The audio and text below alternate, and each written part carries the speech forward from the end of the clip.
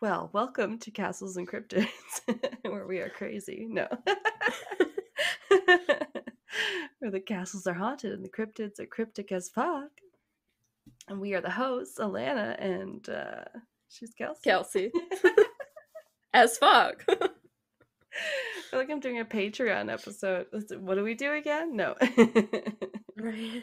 It's been a couple weeks since we recorded, so yeah, it's been a minute. Yep, we do that sometimes. We got ahead, so we hope you like those hostage episodes. They were fun but long and dark. Yeah, it was. Yeah. Two of the craziest episodes I think we've put out. Hopefully everybody enjoyed them. I find that with true crime, the longer the episode, the crazier. You're like, they needed time to cover all this shit. You know it's gonna be nuts. And you're just like, okay, bite the bullet. Get into it. Yeah, that episode would have been like over 4 hours long because the one I edited yours for Stockholm. You edited mine. Yes. I know right. On mine, I think I cut out. So in part 2, I think I cut out at least like 10 minutes of just random shit. I can't even remember what it was we were talking about. I was like, what even is this? And then depends if it's good or not, but yeah, I feel yeah. Oh no, it was a whole bunch of stuff about Gordo. There was there was a lot of Gordo outtakes. Some of it left in. Things that were like under 30 seconds about Gordo I left in, but one of the things I think I had to leave the room and go yell at him or something. Yes. Like, no. I get it, because like well, I live for bloopers and that kind of stuff, but I know that not everyone does. I've heard other podcasts outtake cats, so they're like, shut up! And I'm like, I love this. Yeah. But anyway, yeah. Yeah, no animals are in my room right now. So at the moment I am animal free as well. It wasn't when we first started. Oh yeah, that's right. He made an appearance. I am now. On camera already, but Gordo's gone now. He made an appearance, he sniffed the mic, he tried to hit stuff, he laid behind my laptop and I pet his stomach. Oh. He's very fuzzy. Yeah, I don't know where Fenrir is. He's downstairs somewhere, I think. I haven't heard him scraping the carpet or anything. Yeah. So, yeah, he's good. He's usually good to go unless, like, Pat's already in bed or something, and then he'll be on my side, like, my little shadow. Yeah. Yeah. We love our pets, though. Cats and dogs and dogs and cats. I guess this is we just did episode 90. Yeah. Right? Yeah. This is 91. Yeah. My shit still looks very fucked up because I changed the numbers. Yeah. Yeah, we had to rework our numbering, but as it goes sometimes. That's what you do when you write things in pen, living on the edge. Oh. Yeah. I was just showing Kelsey my new binder where I put our lovely Castles and Cryptids sticker, which you can get if you become a Patreon member. Yeah. Which, if you're new here, you might not want to hear about that yet, but you'll see. It's good content.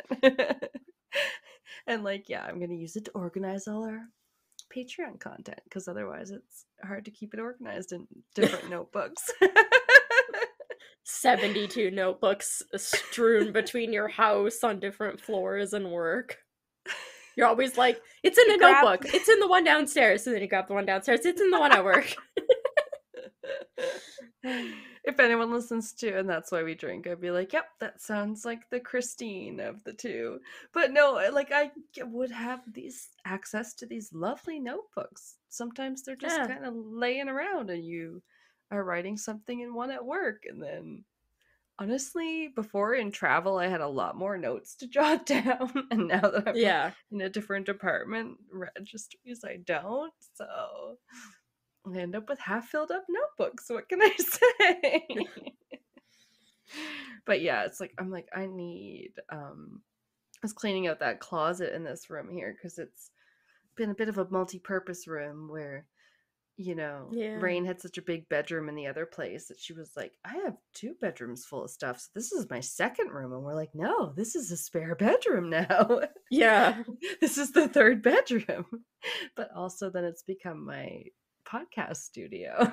So it's, yeah, I've had to declutter it and everything. And I'll show you. I've got, more my witchy stuff set up in my little altar-y Nice. thingies. That Yeah. reminds me, I drove past what I thought was always a landscaping, like big, huge, like stone rock store. No, turns out it Ooh. sells like a bunch of little rocks, like metaphysical jewelry, like handmade jewelry, everything in this Really? huge fucking store, probably twice the size of my house. Ooh. It's ginormous. Really good prices. And Oh, it's like is it? a 3-minute drive from my house. So when you come That's so over, we weird. You can just go unlocked shopping. another memory where, like, it was in the West End, but maybe not exactly in your neighborhood, but like, you know what I mean? Like, we Yeah. both worked in the West End, and there was a place, and it was like kind of by a Dairy Queen and a smoke shop that I used to go to when I used to smoke, and it had like, but this guy like carved a bunch of rock shit, and they were like always outside, like rock carvings and like wood carvings and stuff, and that's what I was Oh, like, not this wait, place. is No. that what she's talking about? No, I think it's called like Okay. Silver Anvil Rocks or Ooh, something. Yeah, it was really cute cool. I went name. in there um and talked to the guy in there, and they have a bunch of stuff. So I'll have to take you when you come over to my place next. You can I go know it's actually shopping. nice enough now that we can actually probably do stuff, which is very Yeah. exciting. It's Yeah. been, knock on wood, kind of mild here in Mm-hmm. Edmonton. The last 2 months has been nice for winter. Not bad. I don't know. Other than sometimes there's been lack of sunshine, but Yeah. we could be in Alaska, I guess. I think I'm just about ready to tell a story. The only fun fact, I have always fun facts rolling around in my head sometimes, and then it's hard to decide on things. So, um, well, okay, what about this one I have on this post-it here? Speaking of random papers. Oh, this was from something I was listening to, I think, not something I was researching, because in my estimation, we've never done anything with the Beanie Babies craze, to my knowledge, that we haven't talked No. about. I had a few. But I had a few. then it was when I was listening to something like maybe there was You're Wrong About episode on it, where they kind of like not necessarily debunk, but they give you more information about something that you might think you know a lot about already, like the McDonald's coffee, you know, lawsuit, or like the Princess Diana death and whatever, and you're like, oh, all this stuff. So I was listening to Yeah. their one about the Beanie Baby mogul guy. And like, suffice it to say, like, he was kind of a dick. Jeez. In the end, yeah. But it was like so crazy. I could so relate because we all had them when I was a kid. We're like, oh, and Mm-hmm. these ones are gonna be big, and that was basically because he just was like, if we tell people they're gonna be worth a lot of things, they'll think they're gonna be worth a Yeah. lot someday, and it's just a whole marketing tactic. And so you're like, yeah, you're just kind of a scammer or whatever. But it was just so crazy that like, and I end up writing down, fun fact, in the 90s on eBay, like 1 in 10 transactions were Beanie Babies. Beanie Babies Wow. On sold. eBay? Yeah, yeah. In the Gee. 90s, in the early days of the internet. And I definitely remember buying Beanie Yeah. Babies, and my mom buying Beanie Babies for us. But Yeah. I had a the few, not too many. Um, yeah, they're like, they evolved, and now that my daughter is old enough for things like that, or like she's loved stuffies since she was very little. She like gets the Beanie Boos and stuff, and so they definitely did rebrand eventually. But I think maybe you were in like the middle times or something. Yeah, everybody now at my work is obsessed with the squishmallows. Is that what they're called? The like Yes, and squishy Rain pillow. is not too old to want those too. I had to buy her one that was like a little bunny this year. Yeah. It's a knockoff. It's like a Squishable or something. Oh, okay. That's what Yeah. you wanted. Right? Yeah. Well, I like the cryptid. People have made like knockoff kind of cryptid-y ones, and I can't say I don't love that. But for anyone, I mean, you got me the Mothman one. It's pretty cute. He's a little. Oh, squishy. I guess he's kind of like that because he doesn't really have. Yeah. So they don't really have like arms and legs for people that might not have like kids that age and don't know. They're roly-poly. Yeah, they're just kind of like pillows that also have cute faces, basically, in my opinion. Or like they look like marshmallows in their body. Maybe that's why they call them squishmallows. Something. Yeah. I remember Rain wanted one. It was like a special one, and I looked it up and I was like, why is it like $100 or so online? That's insane. I didn't ever get her this one yet. It was the Highland cow squishmallow or something, and it's super cute, and I was like, oh my god, Highlands, like adorable. But it's like, why are they so expensive? Makes no sense. Yeah, Highland cows are very freaking cute. All their fuzzy faces. Oh, curly haired cows, long eared rabbits. Oh yeah, all those kind of things. Super cute. Well, we could get into some stories. But mine's pretty short, and they're kind of unintentionally similar, and like I had a kind of theme going on, didn't even know it until I'd picked both and then started doing more research and was like, oh cool, I basically because we had like a loose-ish theme. Yeah. Like, it was like cold, crazy cryptids, I would say. I was looking up like cold ones, so like winter kind of themed ones, and then I wanted to look up ones that were like more cute, not like scary monster kind of things. Me too. I thought those were totally acceptable too. I was like, we could go in either direction, and I just want just to talk about some fun ones. So both of mine I think are kind of in like the Scandinavian like area, like Switzerland, Sweden, Norway, Finland, like all that kind of stuff. Yeah, I think most of those, except Switzerland, I don't know if it's normally considered still part of it, but yes, oh my god, that's my favorite, like folklore, like the Nordic region, kind of cute. We can relate to their weather because we're in like the same freaking parallel. They have reindeer, we have caribou, like we have cold spots too. And reindeer do exist. There's a lot of people who think reindeer don't exist. They do. They're very cute. They're adorable. I think it's cute when people learn that, or like that narwhals are real. Yeah. It took me quite a bit to convince my brother that narwhals exist and weren't just made by Elf, like the movie Elf. I was like, they did not make them narwhals. They were talking about them on Blind Spot, which we have been watching, even though I know it's an old show. Don't at me. We were finished Critical Role, the D&D game, and then I was like, well, there's that show that Ashley's in, because she would always be missing the D&D sessions, and she'd be like zooming into the recording because she'd be working in New York on Blind Spot, and we were like, oh yeah, that show, we meant to watch it, and so we just been watching it on Netflix. That's cool. And stuff. Anyway, that's not important. Sorry. My first one, I didn't look up pronunciation of anything, so sorry. Oh my god, I'm taking an extra drink because Kelsey said I didn't look up pronunciation. I didn't. I was going to. I And don't then I always figured either, and I'd then I have probably place forget it names. anyway. Oh. So, yeah. Well, for cryptids, it can be hard.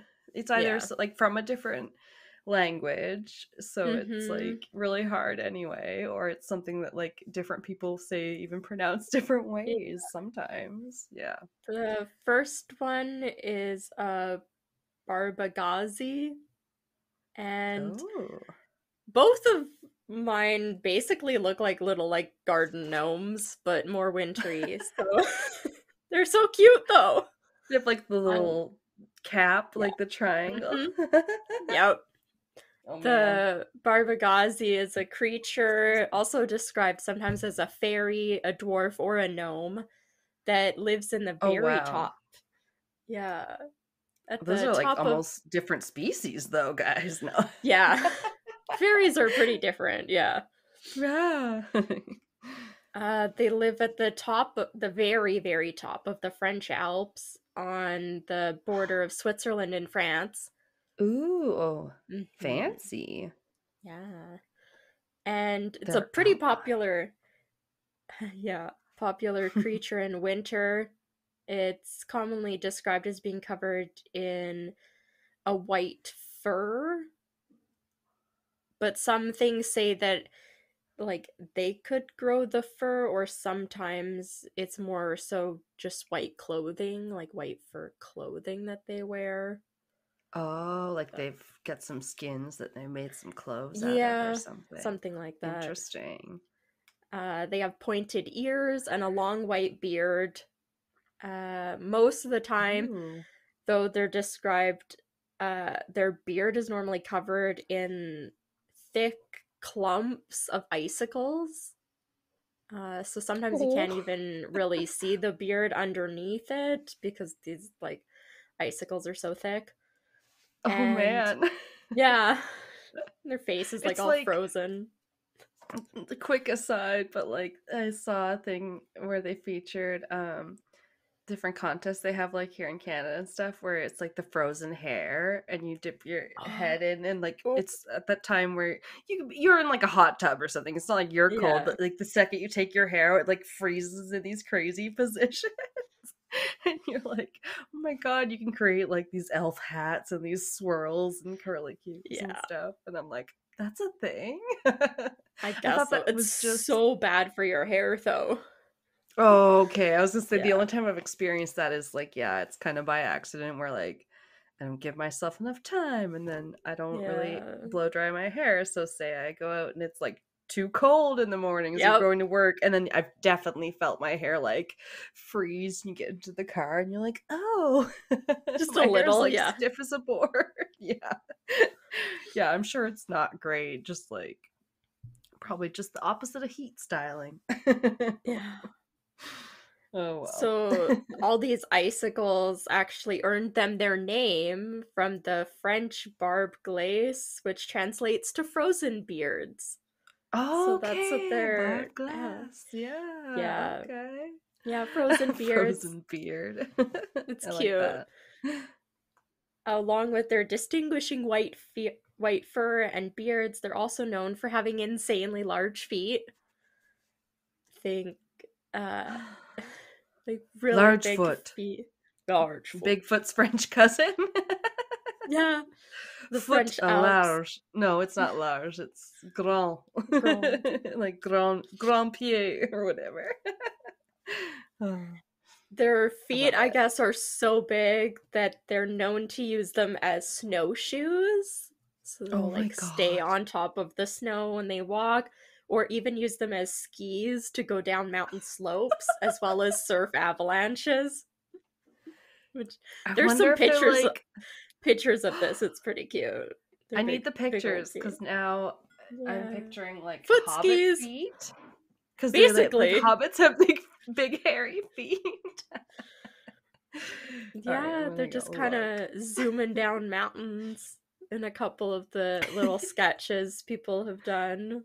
So nice, yeah. All right. They look so cute and old. They're normally like old people. Oh god. Okay. Oh yes, hobbit feet.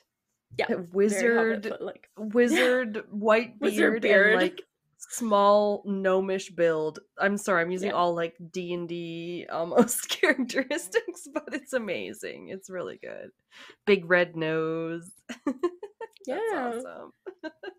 They're not normally known to interact too much with people, but the few times that they do, it's been said that they're pretty kind. Oh, that's They, good. yeah, apparently they've helped shepherds who have lost their sheep, and also been known to whistle in like to alert people in the mountains about upcoming avalanches.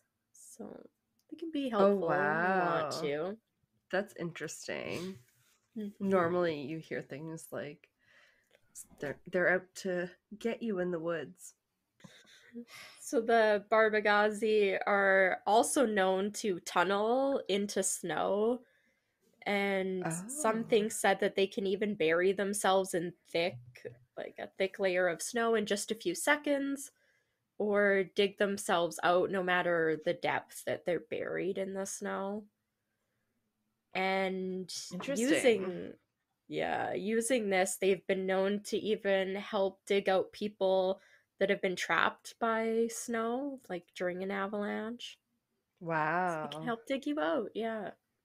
And it sounds like they can't really be trapped themselves if they can Yeah. dig so easily, I guess. Yeah. Yeah. During the warmer Weird. months, they live in networks of tunnels and caves in the mountains, only coming out when the winter comes.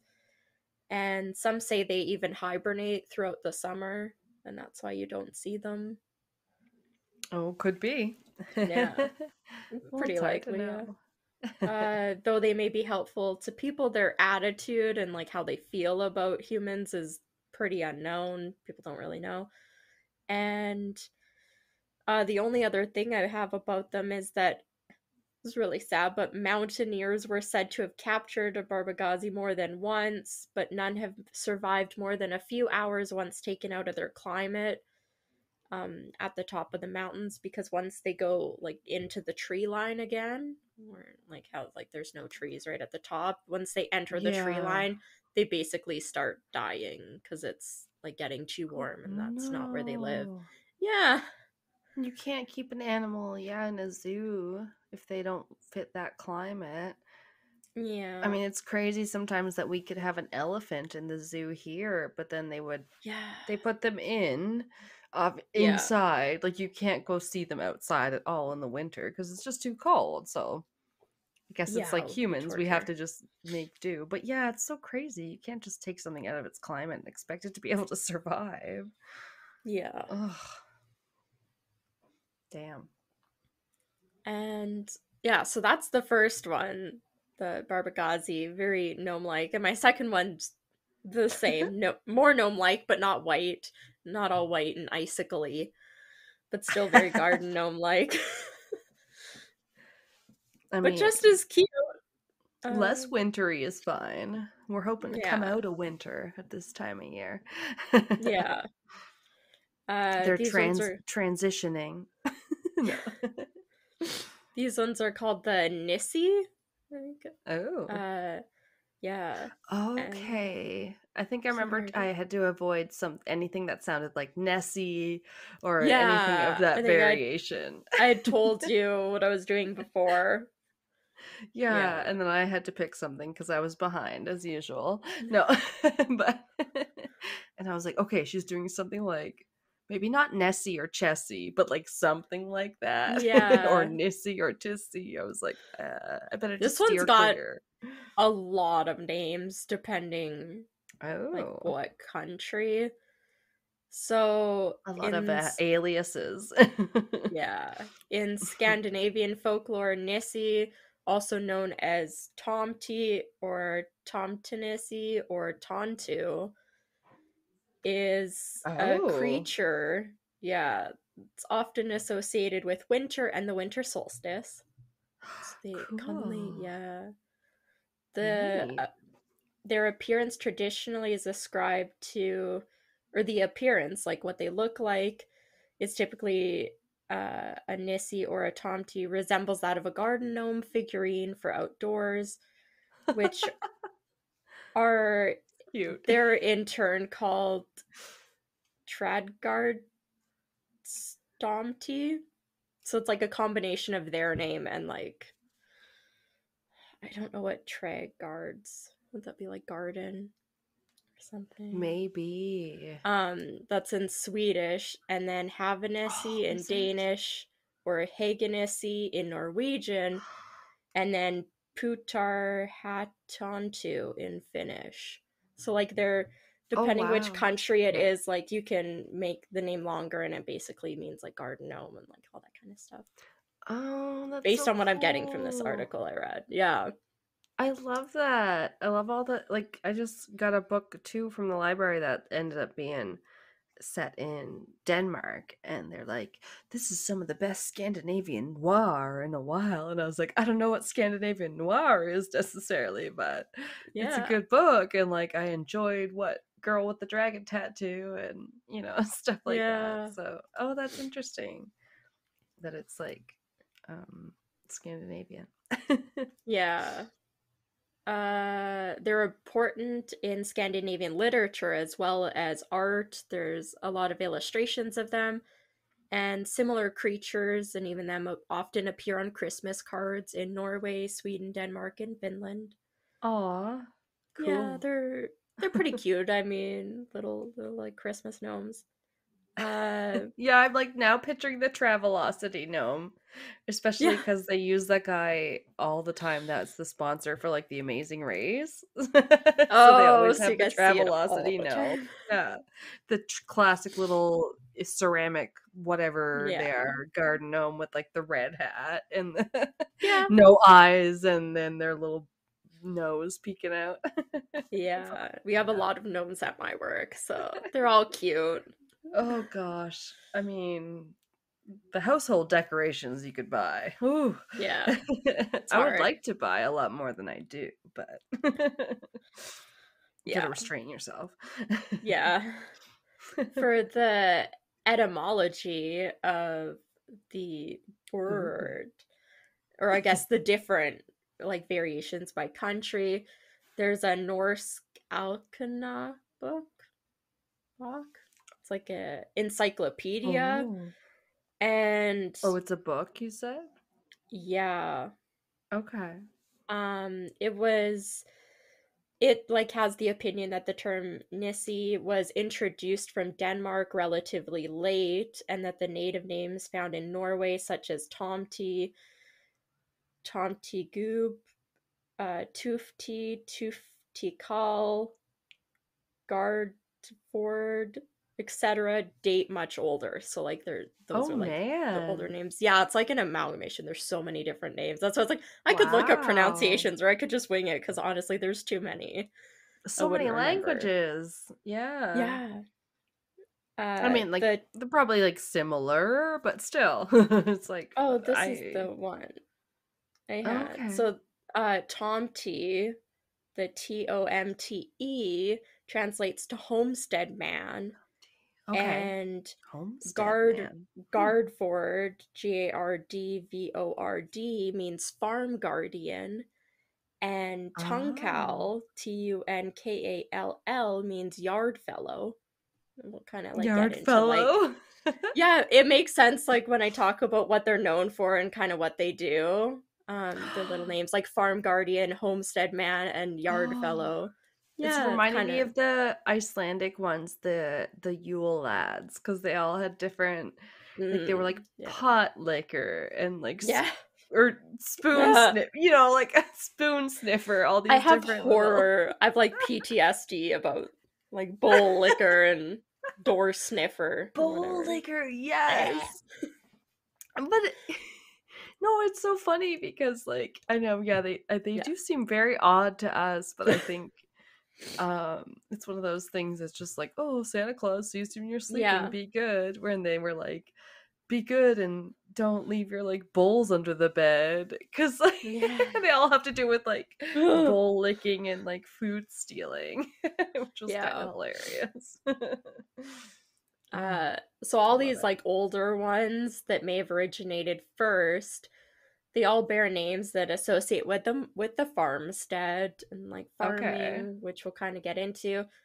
And their name Nisse may be derived from Old Norse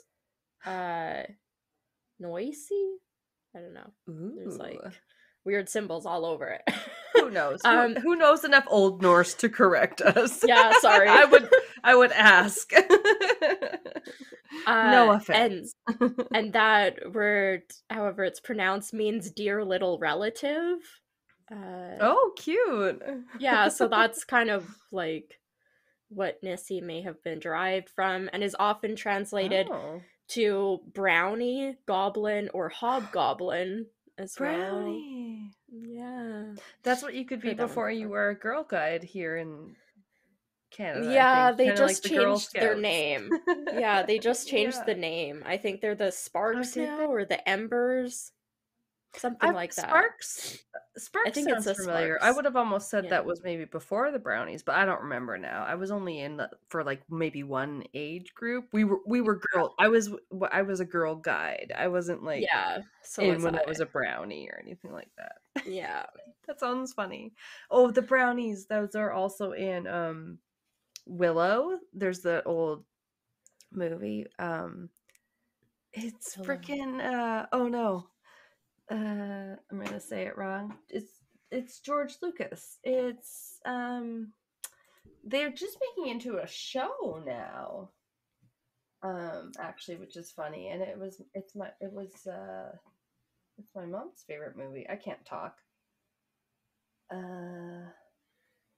Who the fuck directed this? Why do I not?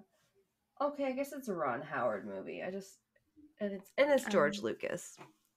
Have you seen Willow? No? no, I have no idea what you're talking Ah, well, it's about. very good. I was just, and what made me think of it was the brownies part because there's these very little pixie, like Yeah. handheld sized brownies in it, and they wear like these fur caps or whatever, and then I don't know, they're always Hmm. getting up to shenanigans in the movie and Yeah. whatever. And they're getting like one of them gets this love potion sprinkled on them, and they like fall in love with the next thing they see, and they're all like, I think it's like the love interest or whatever, and like, oh, Sorsha, whatever, and they're just hilarious. Anyway, oh, Cute. it's so good, and well, it's my mom's favorite movie. I hope the TV show that they're doing now is kind of a reboot. I hope it's Nice. good. Yeah. Like that '90s show, that's been a good reboot. So we'll see. But anyway, Yeah. it's neither here nor there. Sorry. Um, there's also another explanation is that it's the Nessie could be a corruption, they said, of Nils, which is the Scandinavian form of Nicholas, for like Saint Nicholas, I guess. Okay, Nils, Yeah. like the name Nils or whatever. Yeah. Oh, okay, yeah, I've Yeah. heard that name. Interesting. So, yeah, for how they look, they're usually depicted as a small elderly man who may be from just a few inches tall to about half the size of an adult man. So they can vary in size Half quite the a bit. size. Yeah. Okay. I think it's at like 3.5 feet or like about 3 feet normally. That's probably how big Willow is. Okay. Yeah. Um It's And interesting. despite their small size, they possess incredible strength, and they're Okay. believed to be pretty solitary, although they're often depicted as being surrounded by other Nissi together, kind of living together on one farm. But really, normally Oh, it's just okay. one of them that kind of lives there. One per farm. Okay. Uh, they often, or they sometimes also have a white beard. And I think Oh. still a gnome. They're still gnomes, okay? They Everybody's can, so wise here yeah, in your stories. they So can Santa have Claus like.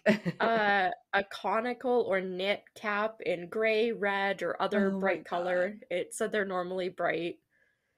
I mean, so does Gandalf, I suppose. Yeah.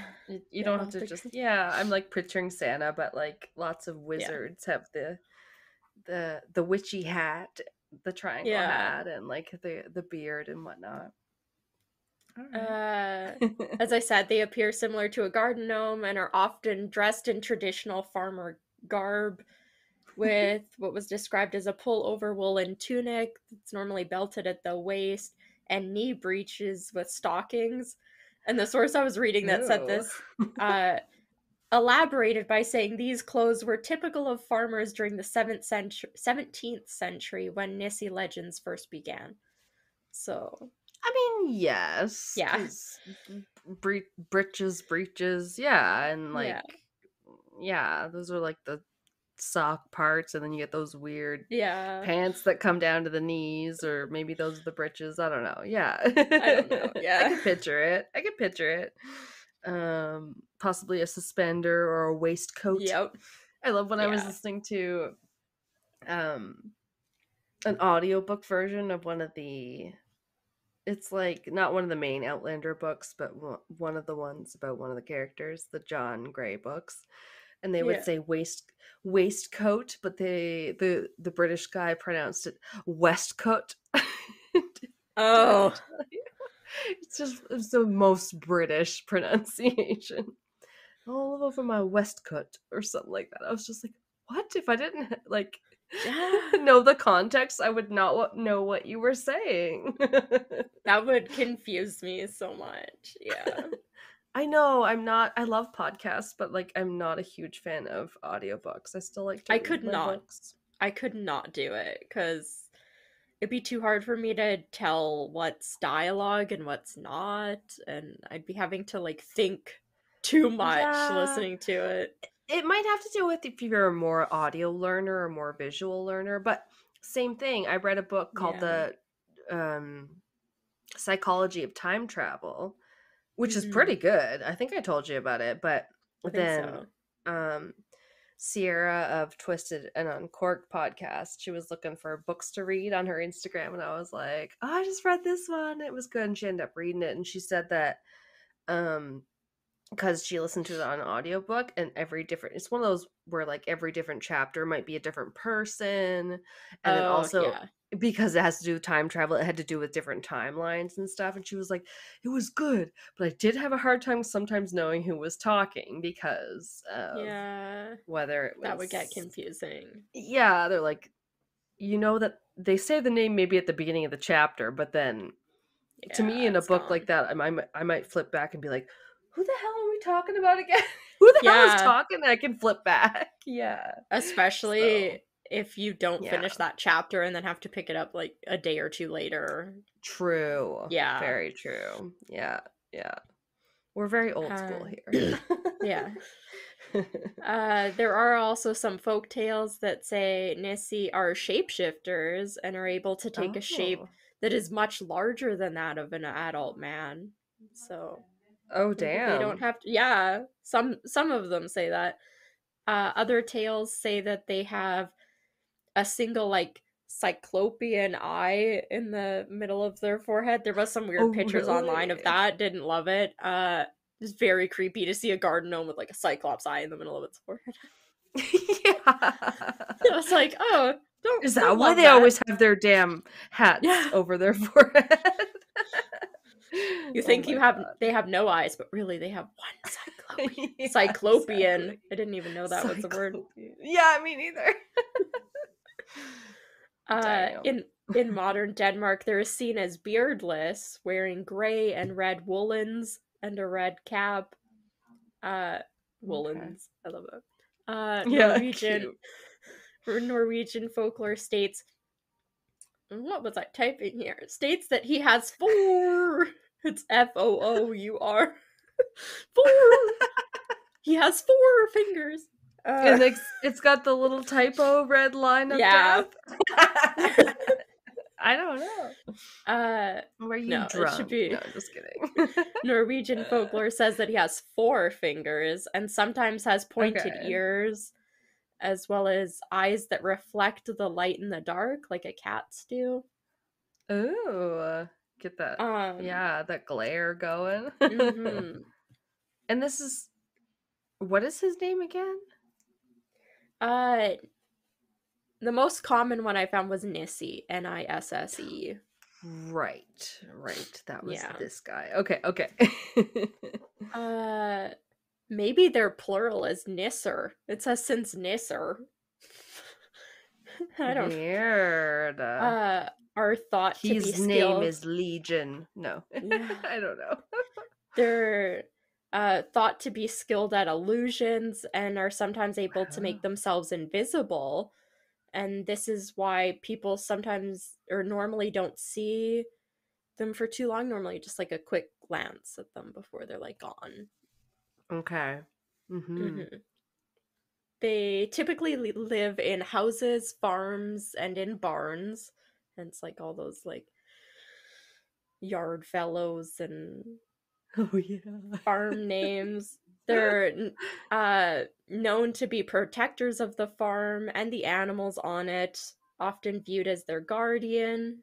And if the Nissi are treated well, then they protect the family as well as the animals from evil and misfortune. And they Well, may that's also good. help. Yeah, it's nice. They may also help with the chores and the farm work. So, you know, Oh, okay. they Yeah, can they're help helpful. out. Yeah. On the That's other awesome. side, they're also easily offended by carelessness, lack of proper respect, and even lazy farmers. Oh. And mhm, if they do get offended, they're known to be short tempered. And once they've been insulted, they usually decide to play tricks. They can steal items and even maim or kill livestock, which is just Oh sad. no. Yeah, so you don't want to make them Yeah. angry, little terror Right. gnomes. Yeah, they're just trying to sabotage your food supply. Yeah. But poor Uh, cats. it said that they really believe deeply in like the observation of traditions or following tradition. It's pretty important to them, and they don't really like changes in the way things are done on farms or like on a specific farm. Okay. Yeah. They're not a fan. Yeah, they don't like change. They're also easily Who offended by does? rudeness, uh, Oh, such as damn farm straight. workers, right? Such as farm workers swearing, urinating in the barns, or not Oh. treating the animals well. Oh, And, well, why do guys have to pee everywhere? That's how a right? lot of overboard drowning deaths occur. Oh, People peeing off the side. Keep it so in your gross. pants. Yes. Or For you might end up like, dead. the amount of times they talk about like women constantly needing to go to the bathroom and shit, and then like guys just holding it and like never having to go to the bathroom on road trips. Why do you guys pee like fucking everywhere? Yeah, no, I was just listening to something. Maybe it was Small Town Murder because they do tend to talk about the town demographics and stuff before the small town murder, but Mm. it's like, yeah, a lot of times. Oh, I think it was a statistic about overboard, kind of drowning deaths that have to do with mainly men. It's like, because in Jeez. this case, you're more liable on a boat to try and pee over the side. And I'm like, well, yeah. Like, it's definitely not going to be a woman who's going to be like, I'm going to pee over the side of this boat. And obviously, Yeah. because, it's not as easy for us, but it's Yeah. still not always a good idea, guys. Like, you could still sometimes end up dead. You could be drunk, you can fall over, like, Yeah. it's not always great. Right? You would PSA, probably be careful. more likely to fall off trying to do like the Titanic. I'm king of the world I guess on the that would be top. the women, maybe, yeah. Yeah, and the guys are like trying to pee in the ocean, bro. Right? And that's why they have that whole, like, we don't know if there's a smiley face killer that offs people, leaves a smiley face, and then we find bodies in the water, or if just some of those are tied in because people are found drowned after they were drunk and peeing into a river. Like, we just don't know. That one's a big Sucks. debate in true crime. Yeah. Is that, yeah, if they're connected or not. I don't know. So apparently if you piss off the Nessie though, you If you are piss off like liable. anger, not like piss off the Yeah. side of the No. bridge. No. It can lead to a thrashing, it said, by them. So Okay. they're gonna whoop you. And Great.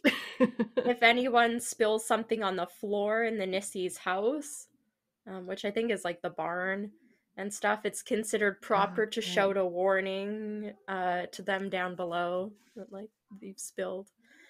Okay. Just to ward Yeah. off bad luck. Yeah. They love to eat buttered porridge. I'd never heard of this. Yeah, I heard of it because Outlander and probably Hmm. times when maybe you didn't have sugar around, and I was just like, it just sounds gross. Yeah. But if you didn't have sugar, I mean, what can you do? Yeah.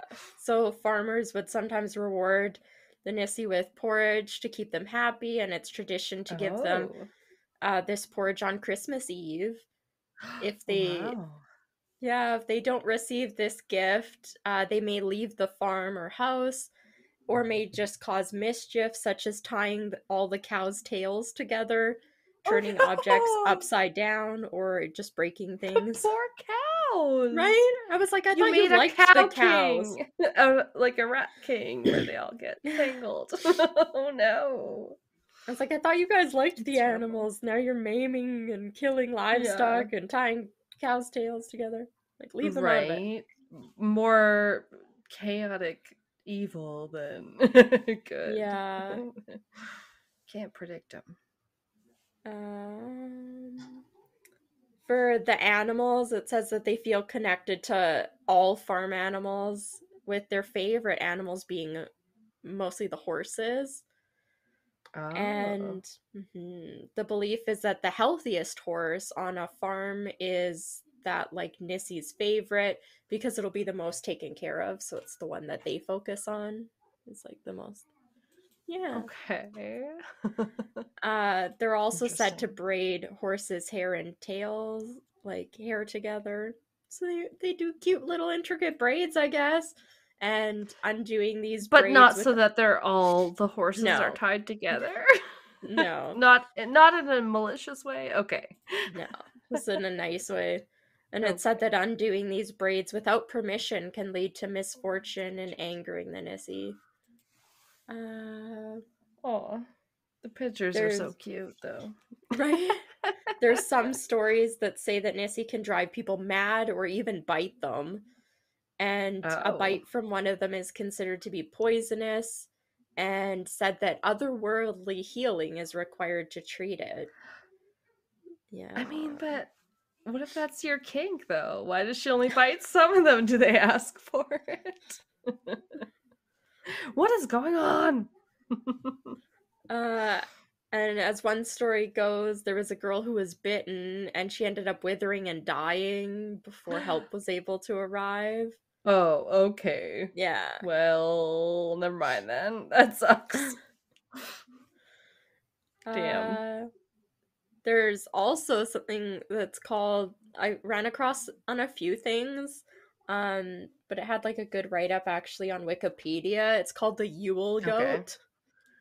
And it said that the Okay. Tomte or the Nessie is accompanied by other mythological creature, the one called the Yule goat or Jolbakken. And the Ooh. pair appear together on Christmas Eve, knocking on the doors of people's homes, handing out presents. And based on tradition, these Yule goats appear on Christmas Eve. Fathers are known to dress up as this figure and knock Oh, on the door of their homes to hand out presents to the children. The Yule goat was soon replaced by the Tomte or the Nessie, and in this case, the Nissie is known as a gift bearer and is considered the Swedish, Danish, and Norwegian version of Father Christmas. oh. I Yeah. wonder how, if does he have like horns? Because that would make me think you would look too much like Krampus.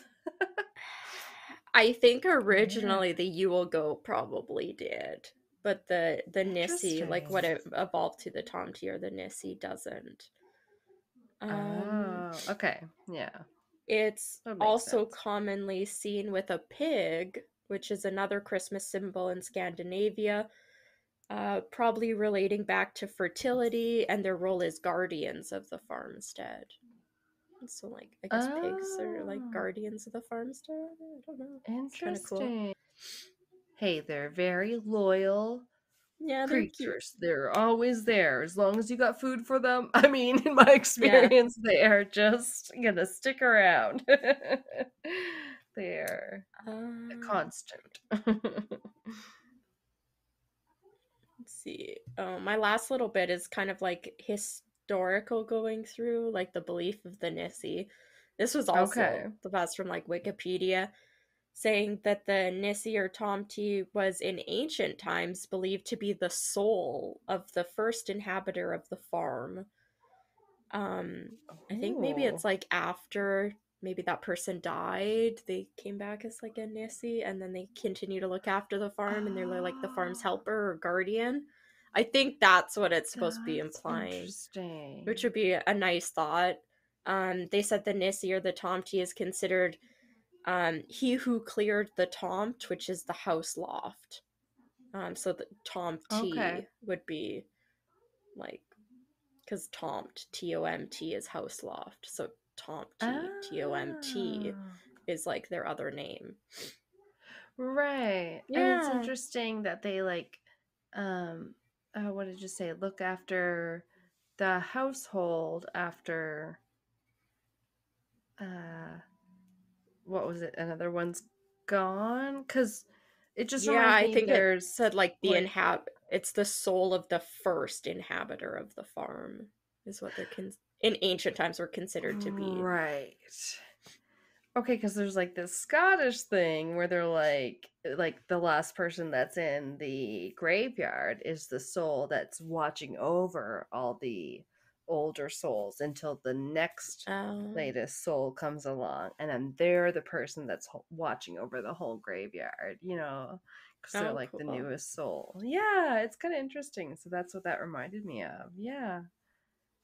The Nessie was not always a popular figure, particularly during and after the Christianization of Scandinavia. Like most creatures in folklore, they would have been seen as a heathen and been demonized and connected to the devil, like during that time. Sure, why not? What wasn't? Yeah. Okay. Yeah. Farmers believing in the house Tomte could be seen as worshipping false gods or demons, and folklore added other negative beliefs about the Tomte, such as that having one on the farm meant that you put the fate of your soul at risk, or that you had to perform various non-Christian rites to lure a Tomte to your farm. Oh, and how dare you? Yeah. If that were the case. Okay. Who knows what is propaganda of this? Yeah. The belief in a Nessie's tendency to bring riches to the farm by his unseen work, like extra helping hand, could also be dragged into the conflicts between, or could also be dragged into conflicts between neighbors. Because if one farmer was doing far better for himself than the other, someone might say that it was because he had a Nessie on the farm doing ungodly work and stealing from the neighbors. Yeah. Because he's too lazy to understand why his neighbor is getting much more done than him. Because he's working harder. Yeah. Couldn't possibly be. Not at all.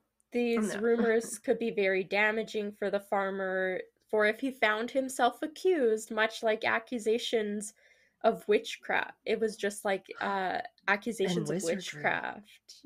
Yeah, during the Inquisitions. So it was a pretty serious thing to get accused of, having a Nessie on your farm. So you had to be careful. I could see that at that time. Yeah, it's like a death sentence. That's not good. Yeah.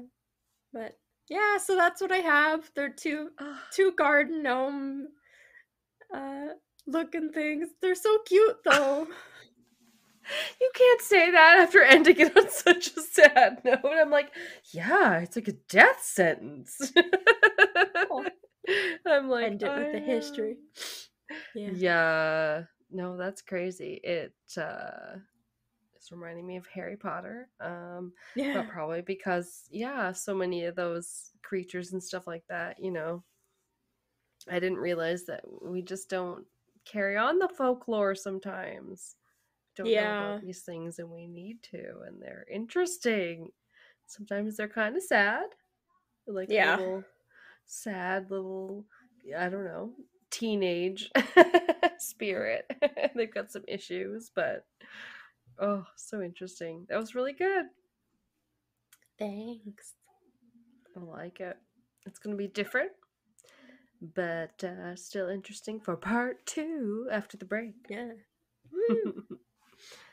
All right. And we're back. Yeah. There we go. Okay. Do you see a folder on the drive though? Yes. Okay. I think I have a few pictures, but not as many as I would have liked. Oh well, we'll see if we can find some more, or if anyone else can. Yeah, I had to really scour the internet for my pictures. Yeah. So I feel that. They're just not there, I don't think. Yeah. Looking kind of funky, the ones I can see. Wow. Okay, yeah, and this one has a funky name too. Which it might explain where I get some of them. I only did a couple cryptids, but also I hadn't just got on. There's that whole cryptids. What is it? Cryptids wiki fandom, whatever. Yeah, it's quite a big. I'm familiar. Yes, of course we are. We are cryptids connoisseurs, but it's kind of like a Wikipedia of cryptids, you could say. But it's a good place to get different ideas for some. I remember using it for when we did a cryptid corner on our Patreon, and I wanted some that had to do with certain letters, and we're gonna do some more of that again, I think. So I actually, speaking of that, when I was looking up mine, I found this website. I'll send you the link, or here I can just. Yes. It's called Mythical Creatures Guide, and it's by religion. It has a whole bunch of different religions, mythical creatures and stuff. You can yeah, that sounds like a good kind of index or whatever. Yeah, it has American and Mexican, biblical, Chinese, Egyptian, English, Greek, Irish, Japanese, North, Philippine, Scottish, and Welsh, right on the homepage that you can Whoa. click through. Yeah, all the cool ones. Yeah, I was just ooh, helppful bookmark. Right. Yeah, there I sent it on the chat thing for you. Okay. Then you can save it. I'll look. Future I like those kind of things. There's some that they end up using on different ones where it's bring out your time money converter. I'm like, ooh, I should bookmark that, because sometimes we do want to know what the value is in today's money. Yeah, to know whether or not to be impressed. Yeah, I don't think we'll need it here though. No. My first one is called the Beaver Eater, which yes. All right then. Yes. Yes, it is hilarious. It is from Canada. Apparently, it is found in the Yukon. Nice. So, this is picture next to Alaska, basically. Or, actually, I believe. And so I had to say, and even Pat was like, wait, yeah, the Yukon. And I was like, what are you talking about? It's right above us. Or, because he's from BC. Anyway, yes, it's in the north. Winter was coming. And, okay, yeah, now I have to admit, I did not look up a pronunciation. If I could have found one. If I could have found one, It's from a First Nations language. Oh, Okay. okay. So the Yukon Beaver Eater, it's spelled Saytochin. Saytoechin. Saytochin. So I'm gonna go with that, and I'm gonna roll with it. But oh yeah, I think it was from the First Nations language, Tucson, but I don't know how to say that either. Okay, I haven't heard of that one. Hey, I don't even barely speak French, and that's like our other main bilingual You speak a lot language. more French than I do. Well, it's funny because, fun fact, New Brunswick is technically the only bilingual province, which is where I'm from. Yeah. And you would think it would be Quebec, where Montreal is. Mm-hmm. And my sister-in-law being from Manitoba, like she took quite a bit of French and everything, and they keep threatening to put my niece in French immersion. And I was like, oh God, she's gonna know French, and like me and my brother don't know French. Oh, it's a big thing too. That's exactly it. New Brunswick. It's like, oh, you should put them in French immersion, and there's early French immersion where you can put them in like either grade 1 or maybe the other early immersion is grade 4. And then late immersion was like grade 6. And I went into that and did it for 2 years. And like, they were like, it's a big thing because if you can speak both, then you can get better government jobs if you're bilingual and stuff like that. But it's like, at the same time, it doesn't mean that every Canadian speaks French. And sometimes people outside of Canada think that's the case. I mean, school's hard enough. I don't want to do it in a different language, which, in all fairness, everybody that doesn't speak English just rolled their eyes at me, but... No, it's definitely... It's just good that they teach it, but... Yeah, it's not easy to pick up a second language at all, ever. And that's just it. And I congratulate everybody that manages to pick up English, because our language makes no sense, and all these grammar rules or spelling rules are all fictional and they do not work. Always exceptions to the rule. Yeah, exactly. Yeah, 99% of them are exceptions to the rule. Yeah, and English and Japanese are one of the hardest ones to learn, I think. Yeah. Not that I've learned very many, but my sister, when she's learned a few, like German and Russian. I did okay in French and Spanish. They were very similar. And so... But yeah, you can have a thing for languages or you can not, right? So, okay, so this guy, the Yukon Beaver Eater, LOL, or Saytochin, was bigger than even the biggest grizzly bear, quote unquote. Okay. Yeah. I mean... I don't want to meet that in the woods. And then, according to the Pine Barrens Institute, the Saytochin would use its giant front claws to rip apart and sometimes flip over the beaver's lodge, thus providing unobstructed access to its semi-aquatic prey, end quote. I mean... Makes me sad. Leave the beavers alone. Yes, hopefully, but we'll see. Beavers apparently used to be pretty fucking big, so I don't know. They can be pretty destructive and stuff with like their dam building. That's true. Like, it can cause problems. So this big ass freaking rodent teeth. Mm-hmm. Anyone that's got bitten by any other, we just had. What was it? Gerbils was the biggest thing, but even if they bit you, it was like, oh, that hurts. Yeah. One of the first modern sightings reported on that we can point to was submitted by Dawn Charlie, a First Nations woman who contacted the BC scientific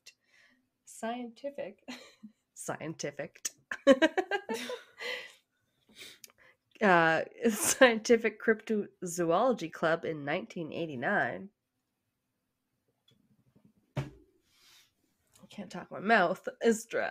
No. Quote, the blast report was from the blast report. Yep.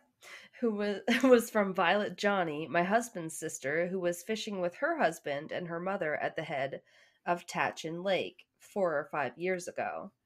An animal came out of the woods, 8 or 9 feet high, bigger than a grizzly bear.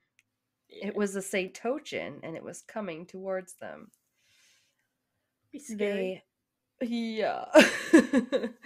They panicked, fired a few shots over its head, and finally managed to get the motor going and took off. End quote. Oh no, sorry.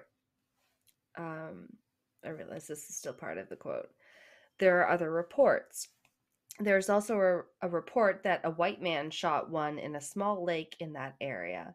Beaver eaters are supposed to live in the mountainous area east of Frenchman Lake. End quote. Sorry. Creepy. I'm looking at a picture of one. It looks so crazy. Looks like a monkey. It's so furry. And then it's got... Oh, okay. Like crazy sloth or grizzly... Sorry. Feet. Like the nails and everything. And that might be the great slothy thingy, because that was pretty much the closest thing that anyone could point to looking like it was this great ground sloth creature. Yeah. Which I was like, okay. I don't remember if I got any actual pictures of it. Okay. Yeah, there's a couple more sightings.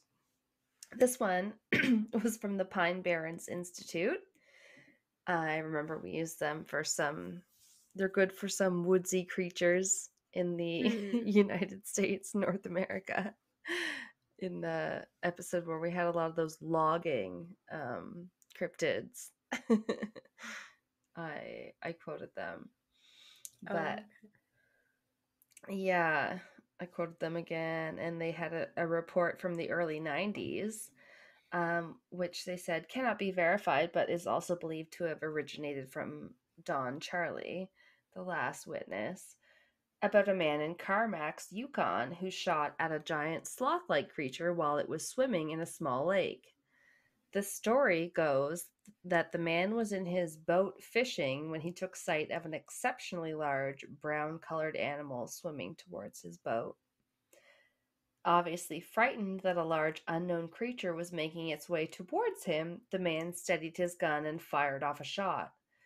The creature, appearing to be hit, or at least startled, turned in the opposite direction and made its way back to shore on the other side of the lake, where it quickly disappeared into the trees.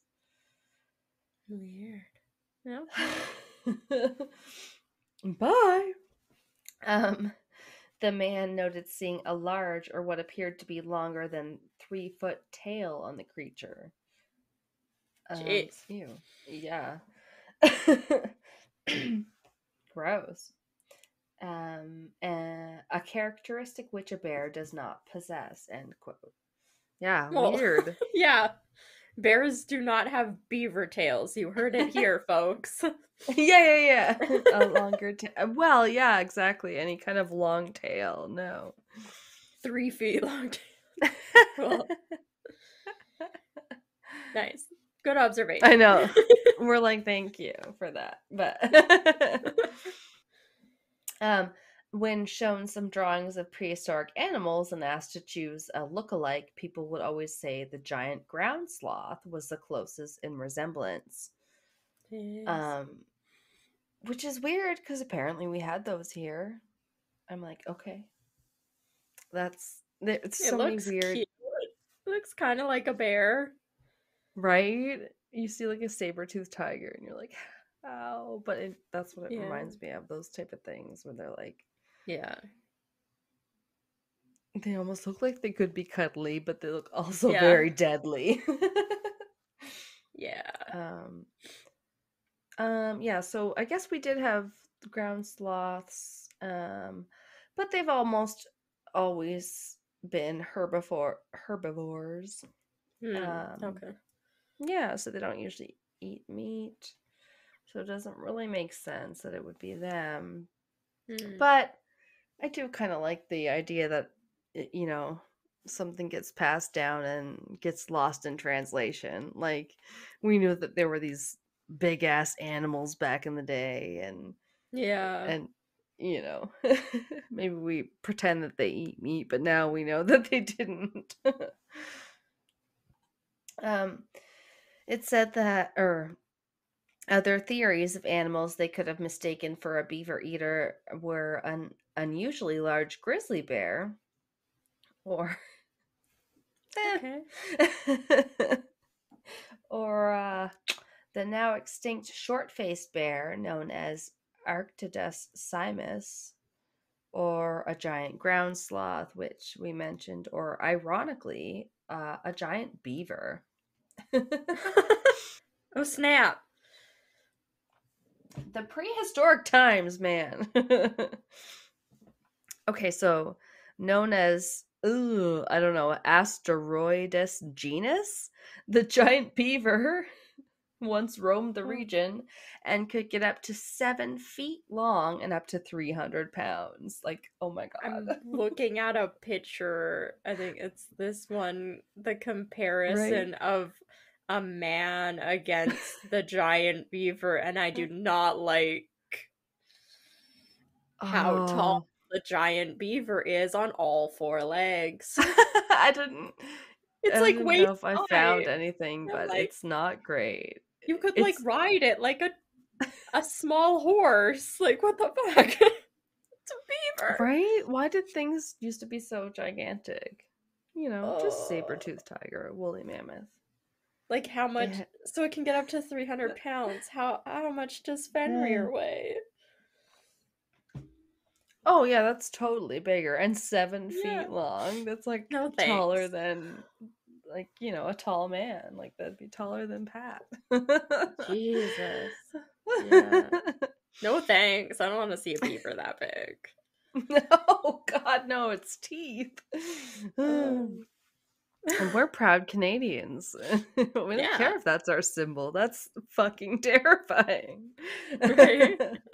There's your Canadian horror story, David Cronenberg. Or there was cryptozoologist Ben Roche, I'm guessing. I don't know. Says that maybe the creatures that we were seeing the destruction of were eating the beaver lodge itself rather Mm. than eating the actual beavers in this case, because of all of Okay. its branches and bark and other vegetation. So if it was a sloth, that does kind of make sense, but Yeah. I'm not sure. Um yeah, it could have, yeah, the oral history of the land has all these things evolve, and so who's to say what parts were true. I'm not too sure. It's like it's very interesting, and I don't want to Yeah. meet one in the wild No. if they still exist that big. Never. No, thank you. No. I'm good. We have not evolved anything to fight them. Yeah, it'd be like a Saint Bernard sized fucking beaver. Like, no Oh god. thanks. Thing is We're ginormous. good. I know Yeah. their teeth like cut through Yeah. the damn wood. We saw this thing on the Proof is Out there the other night, and it was like this little Russian girl. Well, she was like a tweeny, whatever, and they had taught her to do the punch, punch, punch. You know how you like the people could punch so hard they could almost punch through a board, and they showed her Yeah. and she's like punching this tree, and it's like, right, and then it's just like coming apart underneath her, like Jeez. punches or whatever, and the show, the Proof is Out there, or whatever the frick it's called. It's X-Files meets the Unexplained with William Shatner. I appreciate them when they tell you if like the UFO videos are faked and that kind of stuff, because they'll put like the video Mm. editing expert guy on there or whatever. Yeah. And they're like, he actually says that that's actually pretty fake. And I'm like, okay. Yeah. You know, that's fine. I don't mind if you debunk something if you have an expert. I gotta get to my next little guy. Oh, oh, they never really found any. Never really found many traces of him other than like possible tracks, I suppose, kind of like a Bigfoot situation. Mm. Um, but they did.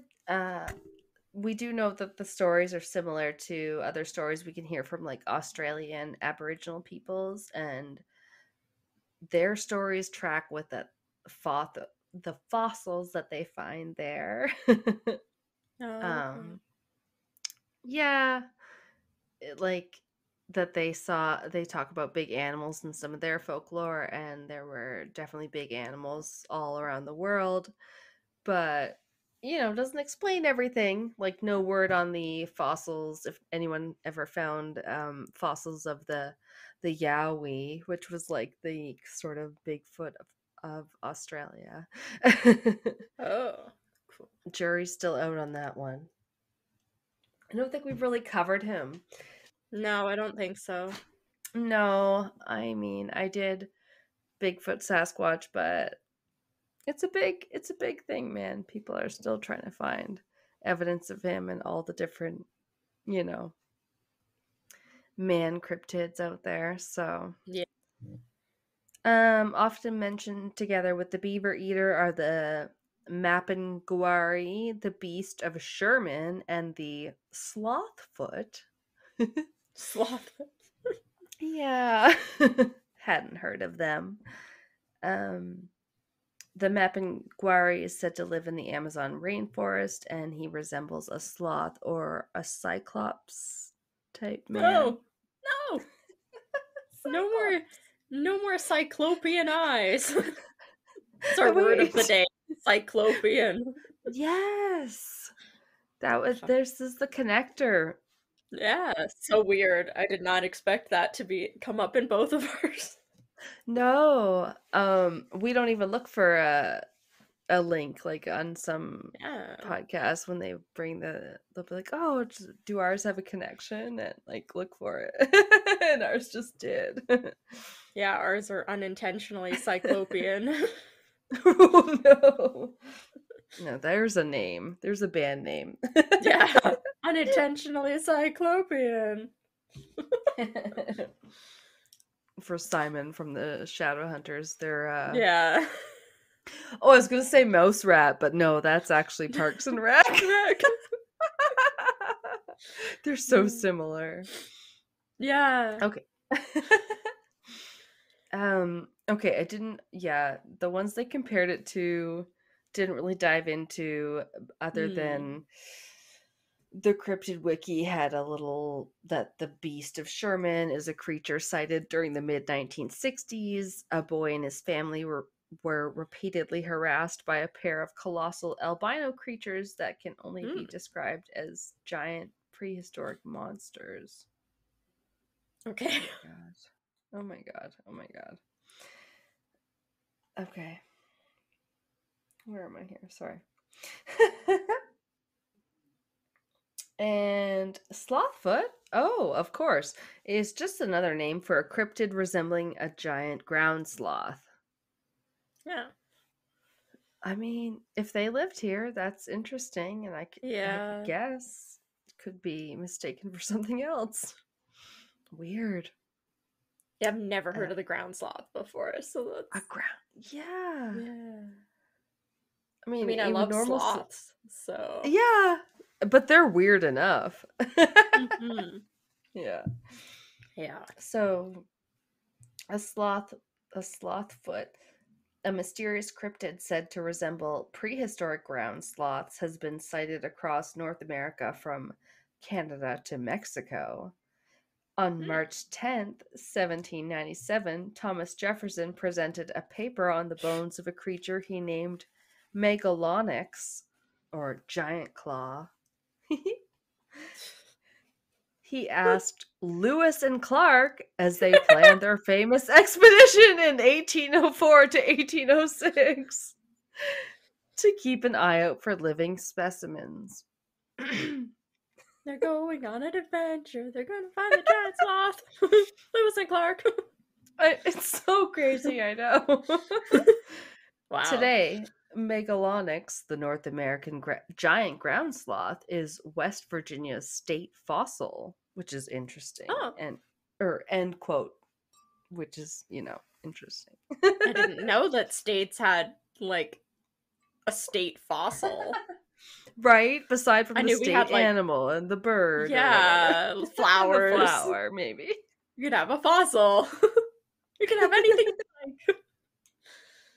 That's cool. Right. Although, I don't know. Interestingly enough, our province, aka Canadian version of a state here, Alberta, has had quite a few dinosaur discoveries, which is very cool. Yeah. But yeah, it's like Albertosaurus. Yay! We don't have a provincial dinosaur though. No. Or whatever. I know. But yeah, if we did, it would be Albertosaurus. You're right. Yeah, my sister-in-law, I think it's her grandfather's farm, in Manitoba, I guess is like famous in Manitoba because they found so many like fossilized. They found like crazy. Weird. I don't know if it's like different prehistoric sharks and stuff like that. Yeah. Definitely different dinosaur bones have been found there. One of like the most complete skeletons of like a specific dinosaur, I think almost in the world, was like found on the farm. So her entire life, like, it's been a huge thing. That's why her whole family is obsessed with dinosaurs. And within the last couple years, her grandfather was like invited back to the museum there because like one of his ones that was found on his farm was like the exhibit was opening and they had named it after him. Like the fossil was like named after him and he had like a plaque and everything. So he got to go to the grand opening and stuff. That is so cool. Yeah, there's lots of stuff that's been found in Alberta. I was gonna say, yeah, that's very West Coast. I'd never heard of any of that. Yeah. Not that we don't have a lot of cool history on the East Coast, like with Nova Scotia and Titanic graves and blah blah blah. No, but like there's a lot of history there because it's an old part of Canada. But like, yeah, it's the oldest part. Yeah, we don't find, but you don't find any dinosaurs out east. You definitely only find them out west. Yeah. Yeah, it must be some geologist somewhere knows why. I'm sure it has to do with like what the sediment is or I will talk about that book I read about it was a geologist that wrote it and she was a Professor Peters. I got it from the library because I was like Pat would want to say something about climate and I would be like, I don't know enough to debate very well. I didn't want to sound like an idiot and then I'd get this book and I was like, oh my god, climate change has been going on for so many years without any humans and like we're a small factor and there's so much more to it and oh my god, I felt like it was like I know something now, but it was very good. Yeah, like well, obviously with the ice ages and everything, the world has gone through like cycles. Exactly. And it does that naturally. Us. Yeah. Very naturally. Yeah, and that in a way it was good that we warmed it up because if we hadn't started like farming and things like that, like she was like based on the trends, like we would have just kind of stayed in more of those colder ice ages because we wouldn't the farm animals and their farts and everything that heat up the atmosphere a little bit. Weird. And obviously it's like there's way more to it than that, but like it's like that may have staved off the normal cycle of the next small ice age or whatever, because she would say like it fluctuates more than we know, like people fighting with the thermostat in the room. I don't know. Okay, I do have 1.5 more ones. Okay, 2 small more ones. Okay, this is, have you heard of Batsquatch? No. Okay. I see a picture with abs of a bat. and It's like, have you heard of Mothman? No. and I'm but concerned because his waxed ab chest and the rest of him so furry. I'm like, why does he have like an 8-pack in this? Well, because from what I know, Batsquatch is a modern day cryptid, much like Mothman. Okay. Fun. Yeah, because that's from like the 70s or 80s, right? Mothman. Yeah. Well, I don't even think we had the term Bigfoot until the 70s, but Sasquatch technically could probably be a bit older, even. I'm not sure because it's the more indigenous term. So, but yeah, they're definitely compared the two to Mothman. So I think you'll like that. That's fair. Yeah. Yeah. He appeared in the 20th century, first mentioned in the 1980s. More specifically, not until after the eruption of Mount St. Helens in Washington State in Skamania County, I'm guessing. Guessing at pronunciation. I should message P&W Haunts and Homicides. They are the Pacific Northwest oracles on pronunciation now. Yeah. Okay, so he has also been called a sort of cousin to the Ahul, apparently, or the orang bati of South Asia. You talked about the Ahul, didn't you? I feel like it sounds maybe that one or the Aswang. I talked about the Aswang. I'm sure you talked about the Ahul too. Right? Yeah. I feel like probably. At us, people. We need our own catalog. Yeah. Well, it's funny because we don't, I know that, and that's why we drink. The one of them started doing their own catalog of episodes because I don't know, it wasn't on the website or something. Excuse me. So they're just doing their own like. Well, if it's not in this catalog of episodes, because then you go to like cover something, you're like, have we covered it before? And you want somewhere to search it too. Yeah. Very much a fear. Okay, so we may have talked about the Ahul, but the Batsquatch generally has these yellow eyes, a canine-like snout, dark bluish fur, sharp teeth or fangs, bird-like feet, and giant bat wings. Oh, cool. And he stands around 9 feet tall. No. Why are they all so tall? That's very tall. That's too tall. You are a gargoyle, sir. Yeah.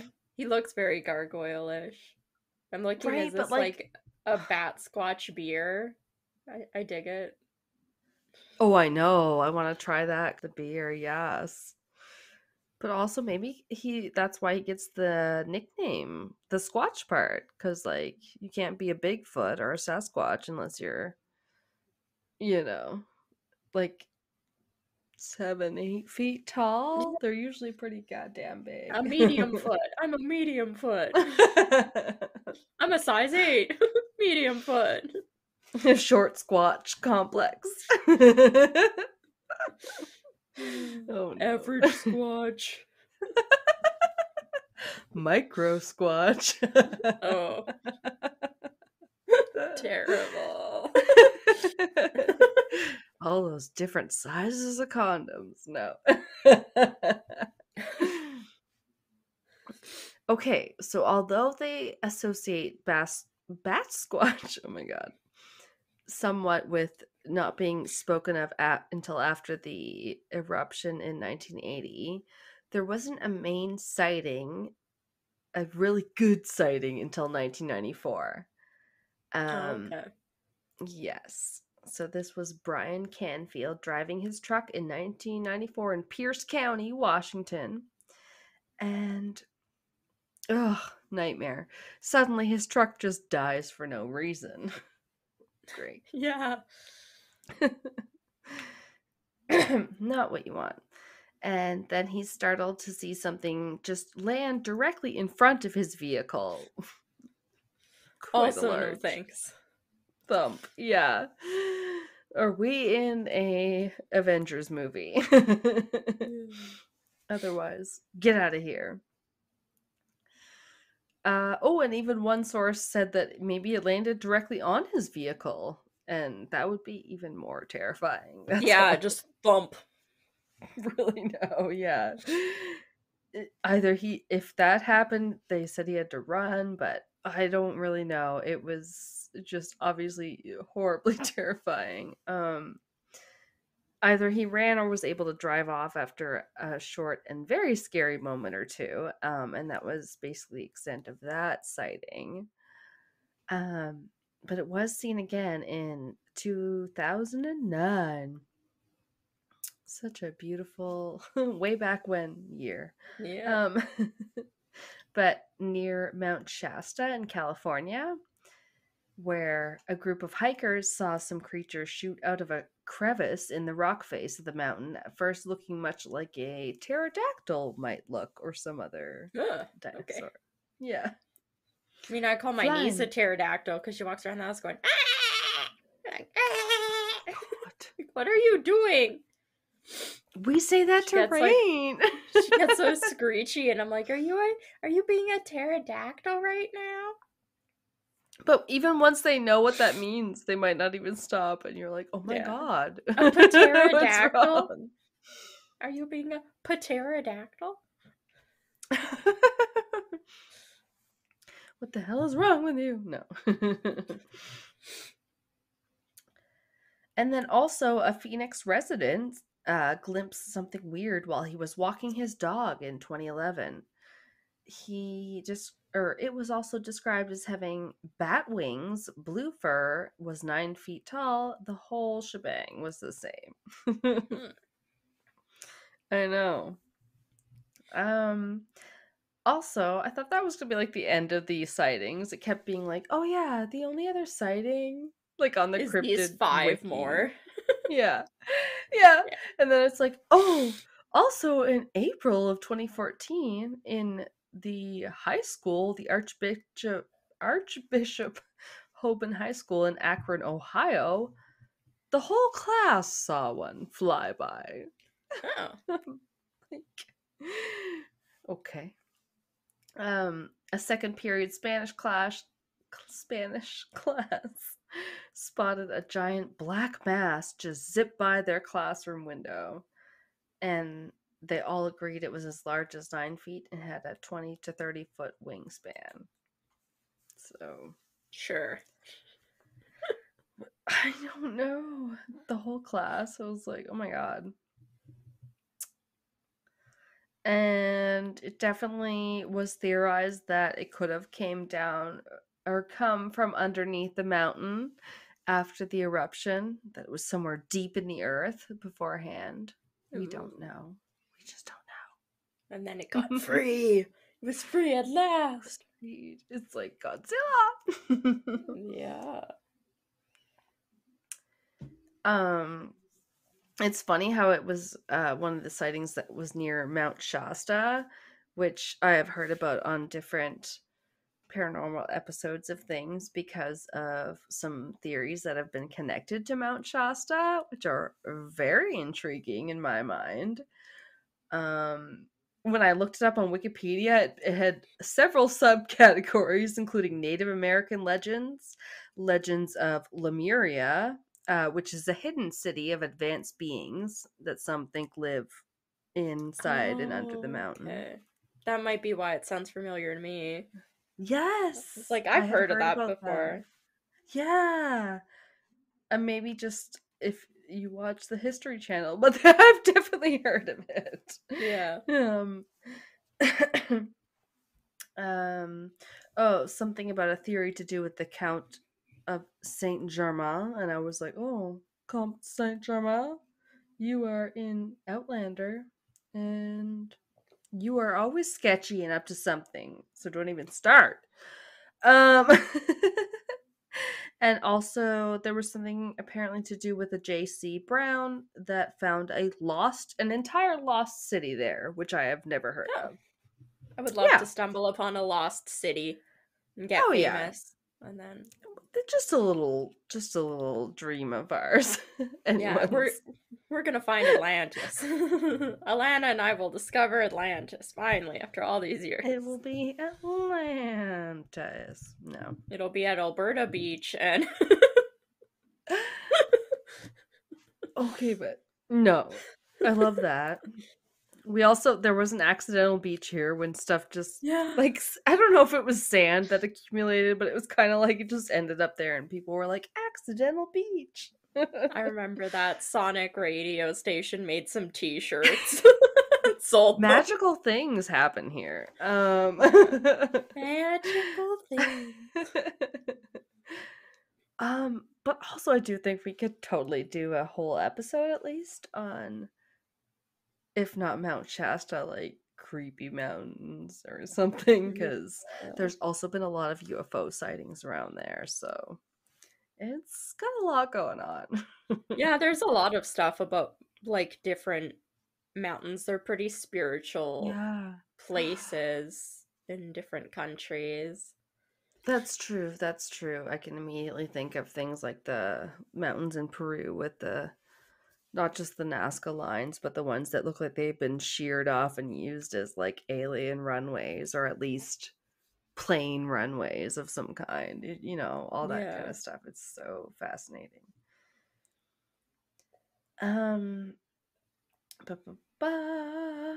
Lost City there. Oh, well, okay. So Batsquatch, it's so hard to say. How could he have appeared out of like a dead zone of destruction? Or could he have after the destruction that the blast had wreaked? But it was an enormous eruption. Basically probably the worst in US history, they said, which was pretty insane. Yeah. But it was a little bit before our time. See, it started on March 27th, 1980, or as I wrote, 19080. That's a long time in the future.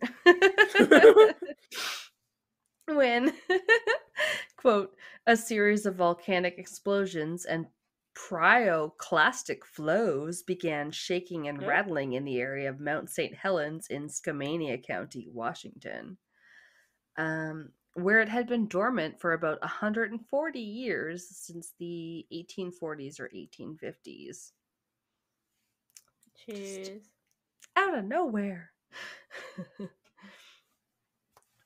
So thereby it escalated and climaxed on May 18th, 1980, where the blast was about 1.6 times the size of the atomic bomb, or 24 megatons of thermal energy.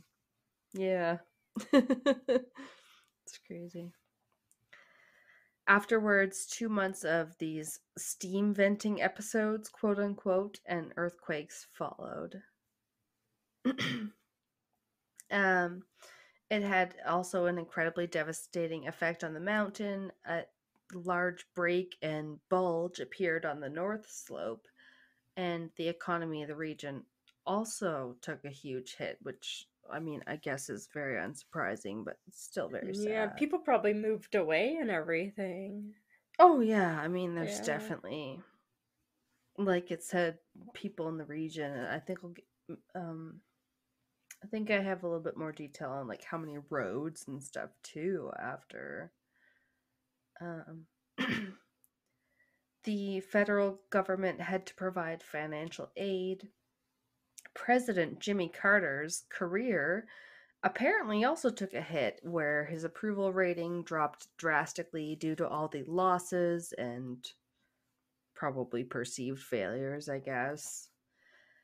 Like, why didn't you stop the mountain from erupting, man? Right.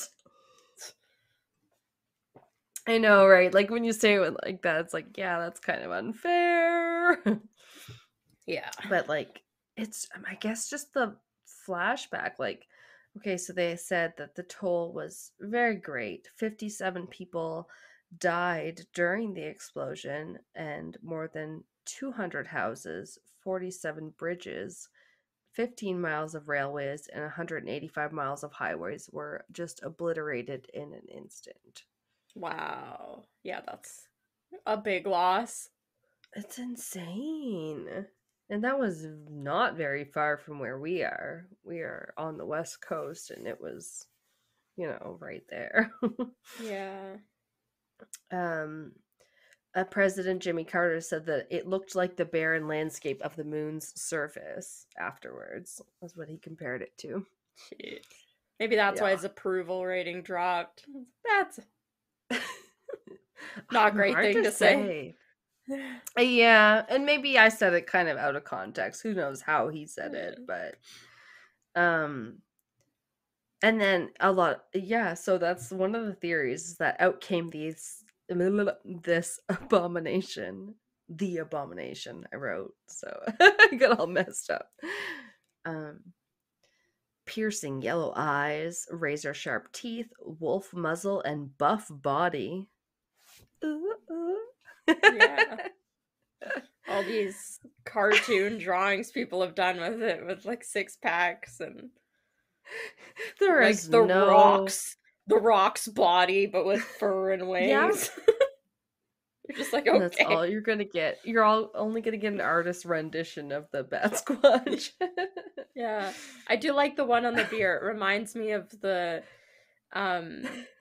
atomic sonic logger I have for our radio station in the city, and it's I could see that. Yeah, it's the Cyclops, and he's on the radio tower, and he's got a boombox in one hand, and the radio tower he's holding onto it like King Kong in the other, and it's got the same kind of like color scheme to it, the blue and like foil wraparound for the beer. It's cool. No, I can totally see that, and kind of the same style a bit. Yeah. Like I would keep that beer can. It's pretty cool looking. Give me your Cyclops. Yeah. Yeah, but also there's the possible psychic abilities. We can't not mention that. Just like Mothman. Yes. Yeah. That's what they say. I don't know what to think about this, but you are too quick. You pick up on that before I was laying out the Mothman connection. Yeah. Yeah.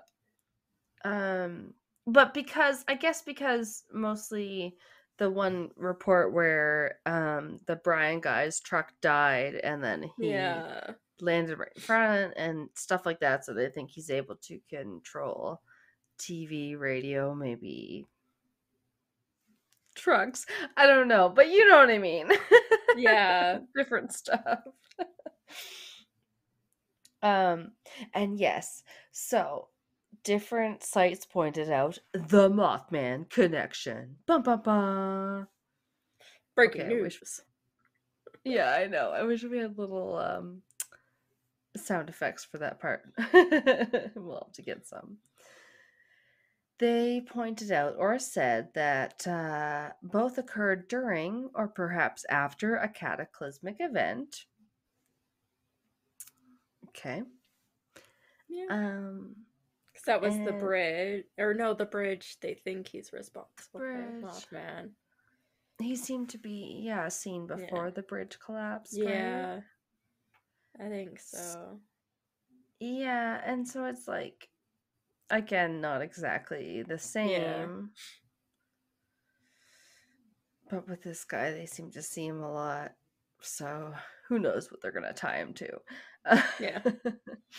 And then they also said that both have the power to possibly affect man-made objects, such as cars, blah, blah, blah, whatever. I was like, okay. And that both cryptids have the piercing, blazing eyes and huge wings. Dun, dun, dun, Okay. dun. I mean, they're not wrong, but yeah. I know. We're writing them like a, romance novelists. It's like they have so many connections, guys. If you like that story, you'll like this story about Mothman. Oh, and then you already know that there's a Batsquatch beer by Rogue Brewery because you saw it in the pictures. And I don't know if we can get it here in Canada. It does seem to be something that's probably produced in the States, so it's possible. It's a hazy IPA. Apparently from the description, because the Batsquatch story is kind of hazy on the details. Okay. Yeah, it'd be cool if we could get a hold of Batsquatch to see if we can. I don't know. I don't think you can order alcohol like to be sent to you. Cross border? Hard to say. That I'm not sure of. Didn't they always send everything illegal up here before? Slaves and bootlegs and... Yeah. The absolute only other weird-ass cryptid I have is a very short and is funny looking because he kind of looks like a moose that can't bend his legs. What? His name is the Hugog. It's kind of cute. I'm surprised we didn't cover him in the one where we touched on like the lumberjacky ones from the North America. And so I think that's how I ended up with him, because there are so many on like the cryptid wiki and stuff that we just still have not covered. And he sounded familiar, and I was like, did we cover him? And then I was like, no, I just think I heard him recently on someone else. Like, I think they covered him on Twisted and Uncorked or something. Yeah. So I was like, these guys came up in my research and they are hilarious. So, found in the Wisconsin, Minnesota region, they could show up on Wine and Crime or That 70s Show. All the lumberjack stories. Or around Hudson's Bay, New Brunswick, Jesus, Canada, like Ontario, Quebec. Their first illustration was in the book called Fearsome Creatures of the Lumber Woods by William T. Cox. And in it, he said they were as big as a moose. So, in actual fact, quote, in size, the hugog may be compared to the moose, and in form it somewhat resembles that animal. Very noticeable, however, are its jointless legs, which compel the animal to remain on its feet, its long upper lip, which prevents it from grazing. If it tried that method of feeding, it would simply tramp its upper lip into the dirt. So what does it eat? I think it eats very carefully, maybe. Its head and neck are leathery and hairless. Its strangely corrugated ears flop downward. Its four-toed feet, long bushy tail, shaggy coat, and general makeup give the beast an unmistakably prehistoric appearance. Yeah, it looks strange. Very strange, right? So weird. Other than like, I guess you could say it looks like a hairy moose or something like that, but with very straight legs. Yeah, like it can't bend them, so it looks like it's just like goose stepping through the woods. Exactly. What? Yes. Do. Like, and then its lip looks so weird. I like can't understand what's happening with it. It just looks like it's super stretched, like a foot long, just like flapping. I know, I love the term goose stepping. I'm like, now I expect them to be doing the little Heil Hitler, but they can't. It's terrible. I don't know. I want to see one in the wild. Yeah. Um, it has a perfect mania for traveling, and few hunters who have taken up its trail ever came up with the beast or back to camp. It is reported to keep going all day long, browsing on twigs, flopping its lip around trees, and stripping bark as occasion offers. And at night, since it cannot lie down, it leans against a tree, bracing its hind legs and marking time with its front ones. End quote. It's so sad. It can't take a seat and relax. Aww. It's like the moose is like sad, like like paralyzed cousin or something. Yeah, his legs are in casts, and he's like, I can't bend. I dropped something on the floor. I can't reach it. Like, You can't bend and snap. yeah, bend and snap. Um, Sadly, I don't know much more about him, but I'll mention what I do. He was first mentioned in another book, In the Limestone Valley, Pen Pictures of Early Days in Western Wisconsin by S.W. Brown, 1900. Jeez. Um, Albeit it was spelled the Hewgag, Hewgag, instead of HU, which we've been looking at. Yeah. The creature, as described by Brown, had round feet surrounded on all sides by claws to conceal its direction of travel. Oh, Isn't weird. that- That's creepy. Yeah, that makes it sound like a really, not like a hoof, but like, I don't know, really weird, like suction cup or something. Yeah. Apart from this, Brown does not offer much detail aside from that the Hewgog is not as ferocious as other woods beasts. The Hewgog also appears to be the name of a mine located at Republican Mountain in Colorado, discovered in 1870. Sorry, that's just kind of a Yeah. fun fact. And another publication, this time from 2015, also called Fearsome Critters of the Lumberwoods, which was. The Lumberwoods. I know, but I was confused because it was almost the same name as the earlier one from like the 1800s. Anyway, it was weird. Lumberwoods. This one's by Hal Johnson, which like I'm just realizing now sounds like Hal Johnson and Joanne McLeod of Body Break. Those fitness commercials. Oh my god. It's fine. You guys get at me. You know what I mean. We're Canadian. I don't know their names. Ah, they're Hal Johnson and Joanne McLeod. Okay. Okay, so they said, no, Hal Johnson said, the Hewgog has antlers, a long, pendulous lower lip that extends below its lower jaw, two tails, height as that of a giraffe, and as is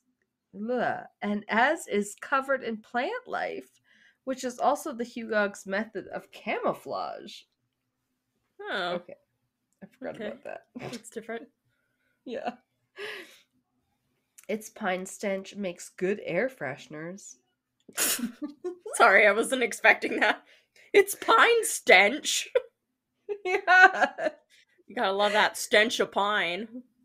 I forgot, and by the way, did not write this quote. The Hewgog's eyes are vulnerable to getting weak from cataracts, and despite being a herbivore, will accidentally eat humans when it's weak-eyed. Its scientific name is Sengu coniferus. Yep, nailed I just it. love that it's a cryptic, and you're like, it gets cataracts. It's prone to them. It's weak genes. Yeah. This poor little guy. It's the first time I've heard of like a cryptid that's like prone to a medical condition. Right? It's like all of a sudden you see like Batsquatch and like Sasquatch Just flying in and a all those. circle They're because like, it has cataracts. oh yeah, they're wearing these thick glasses. They've got like that freaking diabetes monitor on their arm. No. Jesus. I'm sorry. Oh my god. Yeah. So yeah, it's either that or what did I have here? Oh, yeah, sometimes on Cryptid Wiki they have these scientific sounding names that Yeah. don't really mean anything. Rhythmopes inarticulatus. Okay. And oh, they have tips on hunting the hugogs, and said the most successful hugog hunters have adopted the practice of notching trees so that they are almost ready to fall. Okay. And when the hugog leans up against both the tree and the animal come down, because Oh, it and then leans he against can't the get back tree. up. The tree is notched. I guess it's like, yeah, tipping a cow over, but even worse. That's so mean. Leave him Right? alone. He has cataracts. That too. He can't see, you fucker. It says, in its helpless condition, it is then easily dispatched. The last one killed, so far as known, was in Turtle River, northern Minnesota.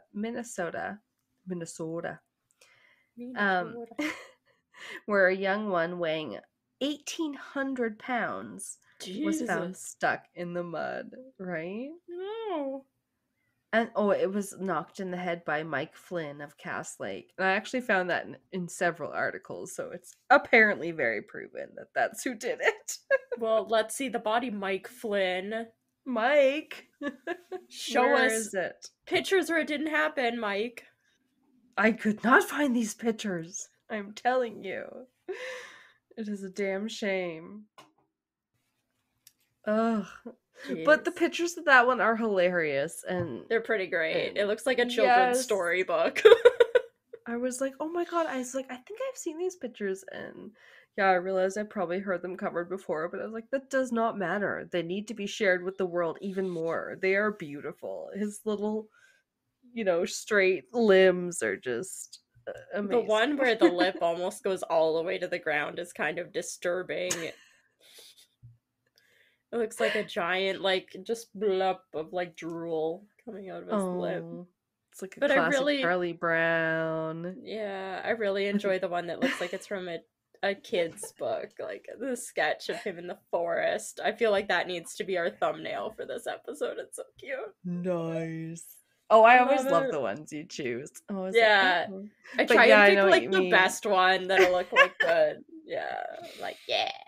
Well, sometimes the artist renderings are the most amazing parts you can get. You can't get a real picture, and as much as you wish you would, sometimes the other ones are even better.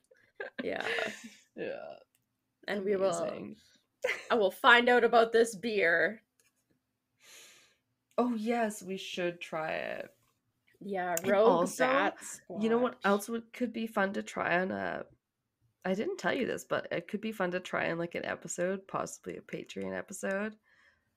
My sister bought me a whole bunch of those weird, sorry, but weird Asian snacks and stuff when she was overseas. Yeah. So I have a bunch of stuff that's I think this is chocolate, but it also has an emoji that looks like a piece of chocolate taking a bath in its own shit or something, and I'm like, I don't know what this is, but I could try it. And then those weird flavors of Kit Kats and stuff like that. And I'm like, fun. I've had a few of them. To try these. Could be an experiment. I tell you, we got some stuff that we're gonna do that's gonna be interesting. Yeah, figuring it out.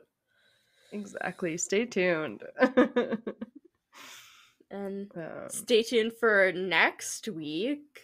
Should be another cool episode heading back to true crime. We're doing some arson cases. I was gonna say, yeah, not as so much cool as very, very hot. But yes. Oh, yeah, it's gonna be, mine's pretty wild, and I can't wait to hear yours. So yeah, it should be a cool episode. There's a number of arson cases and stuff out there, so I'm sure it's something we'll be able to revisit.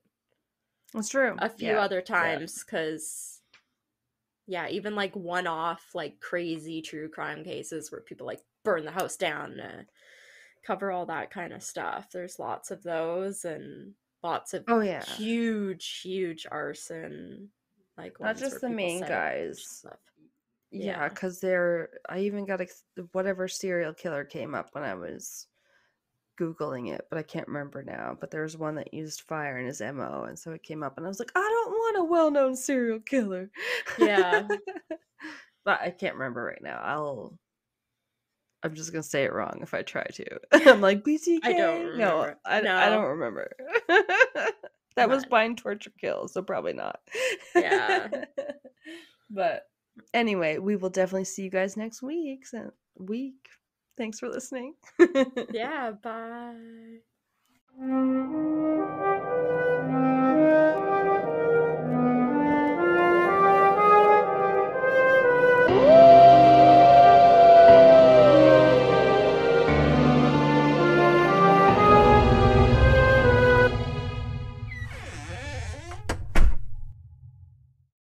My dog's ass opened the door.